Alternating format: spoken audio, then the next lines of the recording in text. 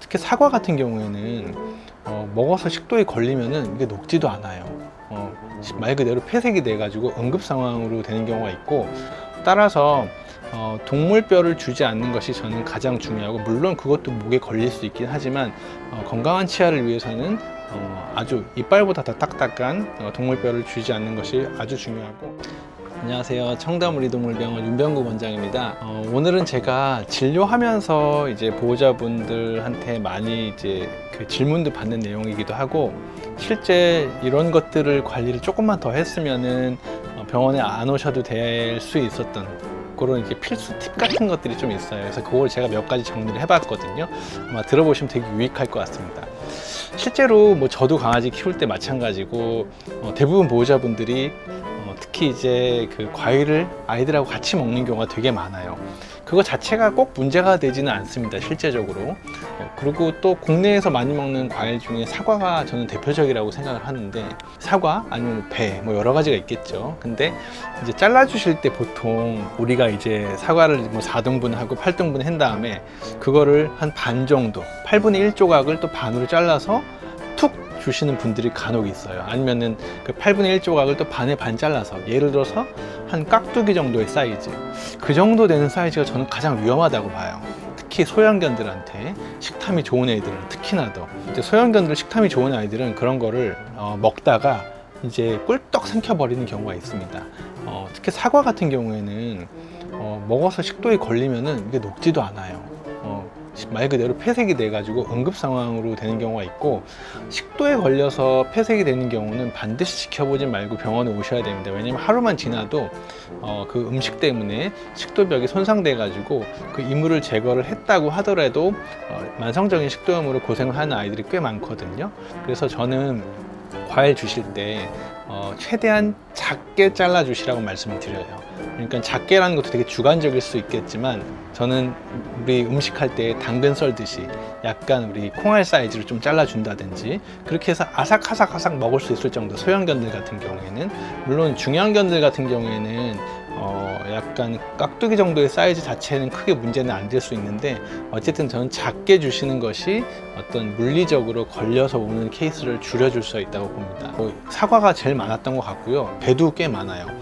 우리가 생각하기에 배 그냥 뭐 그냥 꿀떡해서 넘기면은 녹는 거 아니야, 이렇게 생각하실 수 있는데, 일단 식도에 걸려버리면 녹질 않아요. 그래서 그게 하루 이틀 지나버리고 식욕이 떨어지고 침 흘림이 있고, 그러면 내시경을 하러 왔을 때는 내시경으로도 잘 밀리지가 않습니다. 그래서 최악의 경우에는 식도를 절개를 해서 수술해야 되는 경우도 많이 있기 때문에, 저는 음식, 특히 과일을 주실 때 좀 딱딱한 그 과일 있잖아요. 뭐 바나나나 이런 거는 괜찮은데, 사과, 배 아니면 감, 이런 밀도를 가진 아이들은 반드시 잘게 썰어서 주시는 거예요. 최소 깍두기의 4분의 1 정도는 전 추천드립니다. 그래서 그 정도 주시면은 아이들하고 조금씩 같이 먹는 거는 뭐 크게 문제가 없어요. 특히 뭐 신장 질환이나 결석 질환이나 뭐 이런 아이들이 과일을 좀 제한해야 되는 아이들이 아니라면은 소량을 주시는 거는 선생님하고 상의해서 주시는 건 크게 문제 없다고 봅니다.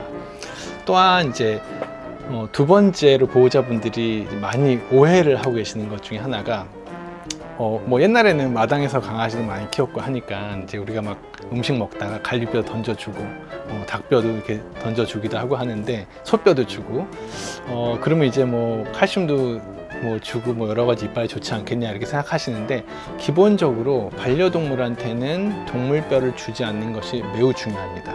왜 그러냐면, 저희가 실제로 치과 진료를 보다 보면은 에나멜이 아주 미세하게 손상된 애들이 꽤 많아요. 근데 그런 아이들의 대부분이 아주 딱딱한 그 동물뼈로 된 간식들도 있어요. 실제로 수제 간식들 중에서 그냥 일반 객검의 밀도가 아니라 아주 거의 그냥 그 일반적인 뼈에 가까운 그런 걸로 이제 간식을 주시는 보호자분들의 아이들의 특징은 이빨이 이제 에나멜에 많이 기스가 나 있다는 거예요. 실제로 에나멜이 깨져 있는 경우도 있는데 보호자가 모르시는 경우도 꽤 많고, 따라서 동물뼈를 주지 않는 것이 저는 가장 중요하고, 물론 그것도 목에 걸릴 수 있긴 하지만 건강한 치아를 위해서는 아주 이빨보다 더 딱딱한 동물뼈를 주지 않는 것이 아주 중요하고, 그런 것이 만성적으로 오래되었을 경우에 나이 들어서 에나멜층 손상돼 가지고 이시림이라든지 아니면 2차적인 치주염을 유발할 수 있기 때문에 주의하셔야 됩니다. 그리고 또 모든 이슈는, 세 번째로 저는 가장 중요한 거는, 뭐 사람도 마찬가지, 반려동물들 모든 이슈는 너무 과해서 생기는 경우가 꽤 많아요. 뭐 사람도 다이어트가 영원한 숙제고, 그렇듯이 이제 반려동물도 너무 많이 먹어서 문제가 되는 경우가 제일 많아요. 적게 줘서 문제되는 경우는 오히려 더 적을 것 같아요. 좋다고 생각해서 주다 보니까 또 잘 먹으면 더 많이 주게 되고, 그래서 설사도 하게 되고, 아니면 비타민 같은 경우에도 이제 물론 기능성으로 나눠져 있긴 하지만 그 비타민에 겹쳐지는 성분들이 있거든요. 그래서 그런 것들을 다 좋다고 다 먹이다 보면은 그게 너무 과량 섭취가 되고 하면은 오히려 뭐 내분비 질환이라든지 설사 증상이라든지 아니면은 뭐 심하면 췌장염이라든지 이런 것까지 올 수 있기 때문에 좋다고 많이 먹이시는 건 전 추천드리지 않고 가급적 조금 적게 주시는 게 오히려 아이들의 어떠한 그 사고 아니면 질병을 예방할 수 있는 데 저는 도움이 된다고 봅니다.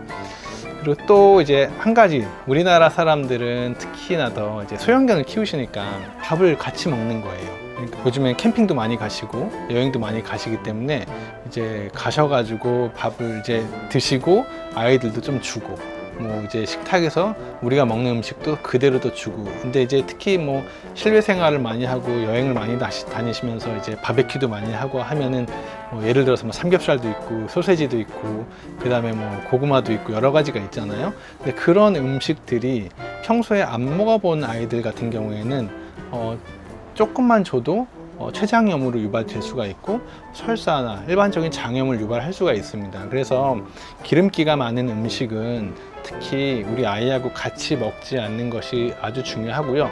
이 정도는 괜찮지 않을까 하는 것이 이제 그게 자극이 돼가지고 갑작스러운 췌장염으로, 급성 췌장염으로 오는 경우가 꽤 많아요. 특히 노령견의 아이들 경우는 그런 게 더 문제가 되는 경우가 꽤 많고, 특히 평소에 간 수치가 높은 아이들은 그런 거 더 조심하셔야 됩니다. 그래서 그런 부분은 저는 식습관은 테이블푸드를 같이 먹지 말고 가급적 아이들은 사료 위주로 주시고, 어떠한 보상을 위한 거는 아이들의 기능성 간식이나 이런 것도 잘 나와 있기 때문에 그런 거를 어떤 시간을 맞춰서 주신다든지 어떤 긍정 보상으로 따로 주시는 것이 가장 좋다고 봅니다. 그리고 또 병원에 오시는 것 중에 많은 것 중에 하나가 사람 약을 먹여가지고 오시는 분들이 계세요. 실제로 가장 대표적인 게 뭐 해열제 이런 거죠. 아니면 감기 걸렸을 때, 감기 증상인 것 같아가지고 감기약을 먹인다든지. 하지만 이제 기본적으로 동물병원에서 쓰는 많은 약들이 어떤 사람 약의 베이스로 용량을 조절해서 쓰는 경우도 많이 있지만, 강아지나 고양이한테 절대 주시면 안 되는 감기약 성분들이 꼭 있어요.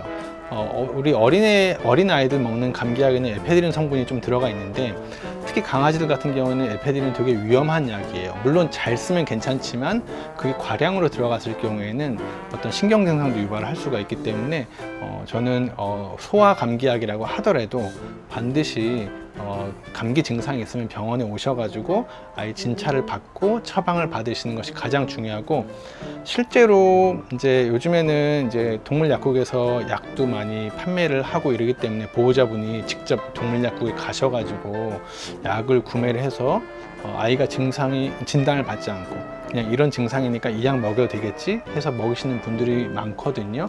그런 거가 이제 문제가 오는 경우가 이제 감기약이라든지, 아니면은 또 강아지들도 종특이성이라는 게 있어요.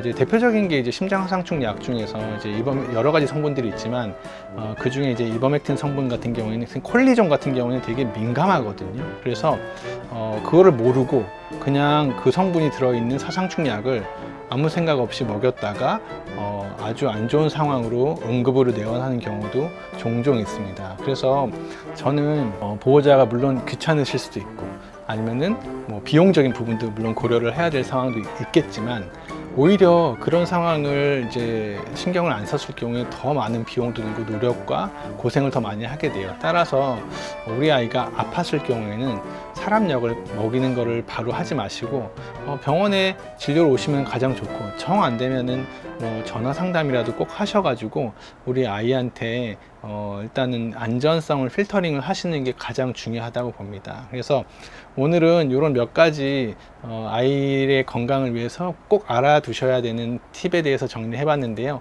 다음에도 또 이런 내용을 제가 정리해 가지고 보호자분들한테 좋은 어떤 정보 드릴 수 있도록 해보겠습니다. 감사합니다.